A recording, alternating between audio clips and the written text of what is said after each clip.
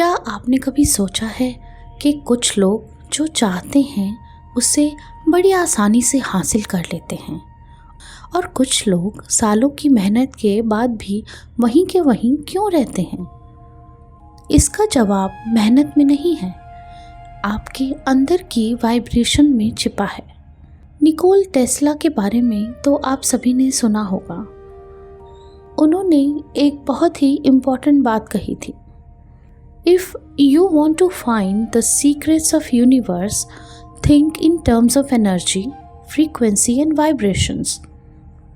आपको अगर इस ब्रह्मांड के छुपे हुए रहस्यों को जानना है तो आपको उसी की भाषा में बात करनी होगी। और यूनिवर्स की भाषा क्या है?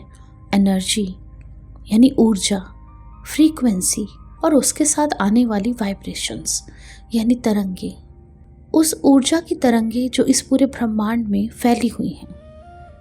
आज के इस वीडियो में मैं राखी सिंह आपको उस सीक्रेट साइंस के बारे में बताऊंगी जो आपकी सोच को हकीकत यानी मैनिफेस्टेशन में बदलने की ताकत रखती है।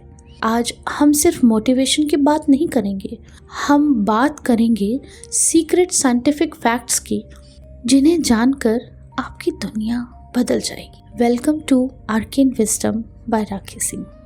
साइंस यानी विज्ञान कहता है कि इस दुनिया में कुछ भी ठोस नहीं है।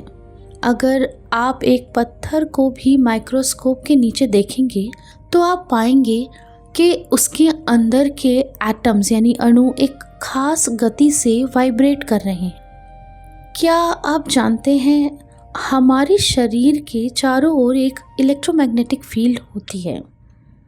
जब आप कुछ सोचते हैं तो आपका दिमाग इलेक्ट्रिकल सिग्नल्स को भेजता है और आपका दिल मैग्नेटिक इमोशंस पैदा करता है।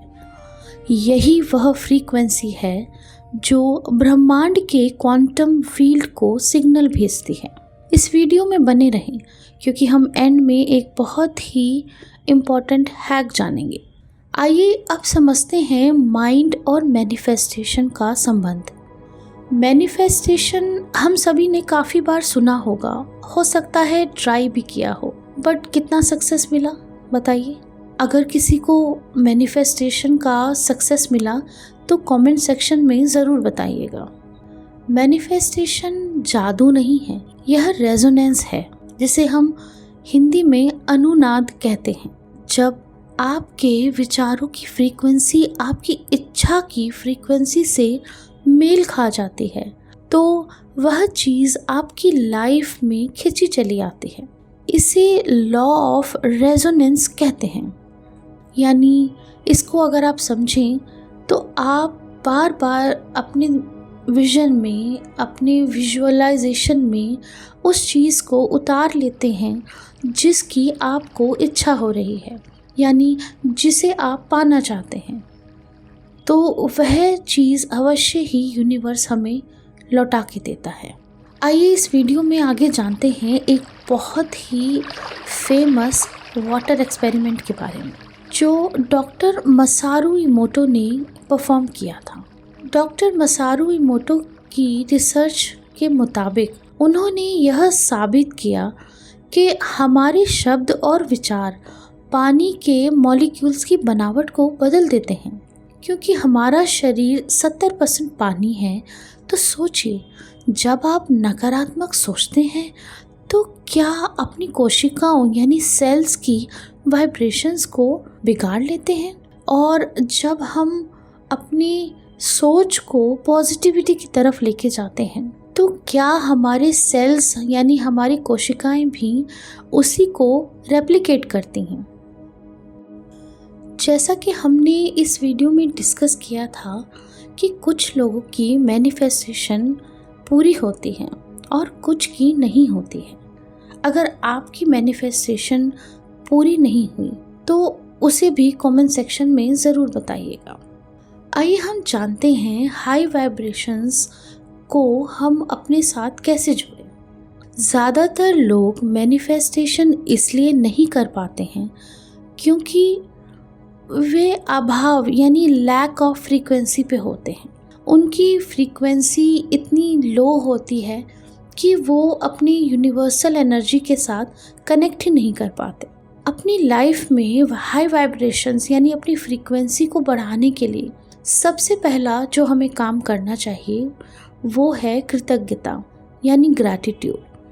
अगर हम अपने जीवन में उन सभी लोगों का ग्रैटिट्यूड करें या उनके प्रति कृतज्ञ भावना प्रकट करें तो उससे हमारी लाइफ की बहुत सारी समस्याएं तो हल होंगी ही, बट साथ साथ हमें हमारी फ्रीक्वेंसी को बढ़ाने का मौका मिलता है। यानी आप अपने पेरेंट्स के प्रति ग्रैटिट्यूड प्रकट करें, अपने गुरुओं के प्रति, अपने टीचर्स के प्रति, लाइफ में जिसने भी आपकी छोटी से छोटी मदद की हो उन सभी को ग्रैटिट्यूड प्रदान करें।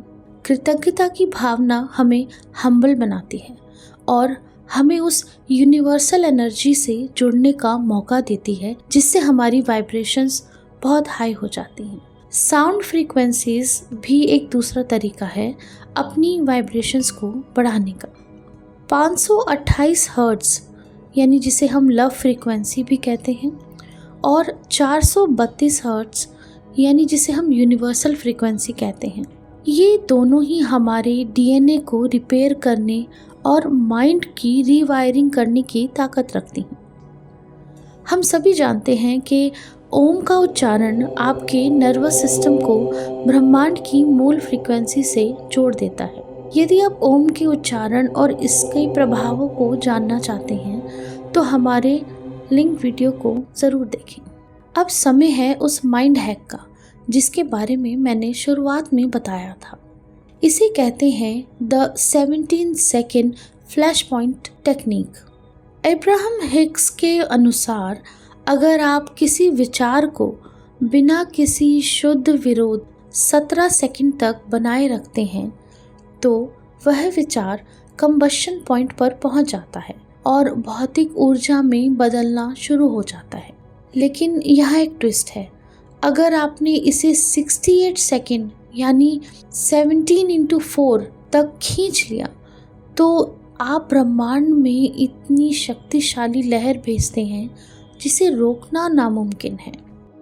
तो आइए प्रैक्टिस करते हैं कि इस 17 सेकंड के हैक को यानी 17 सेकंड के फ्लैश पॉइंट टेक्निक मेथड को आप कैसे कर सकते हैं। जब आप रात को सोने लगें या ठीक सोने से पहले इसको ट्राई करें। उस विचार के साथ रेडी रहें जिस विचार को आप अपनी वाइब्रेशंस के थ्रू यूनिवर्स में भेजना चाहते हैं। एक शांत स्थान पे बैठ के गहरी सांस लें, बहुत लंबी गहरी सांस, और 17 सेकंड तक उस विचार को अपने माइंड में देखें, उसको विजुलाइज करें, उसको फील करें कि वो पूरा हो चुका है।